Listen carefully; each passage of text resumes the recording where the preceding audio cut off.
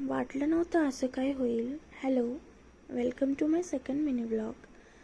उठले, घर आवरलं, स्वयंपाक वगैरे केलं. नवऱ्याला जबरदस्ती घेऊन चालली आहे.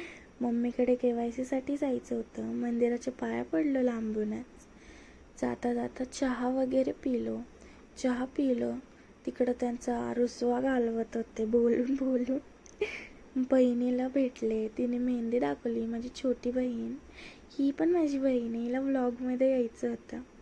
रेशनच्या दुकानात गेलो, KYC केली आणि मला वाटलं नव्हतं पप्पा जेवायला नेतील. पप्पानी जेवायला घेऊन गेले. ही लाजते आता व्लॉग बघून.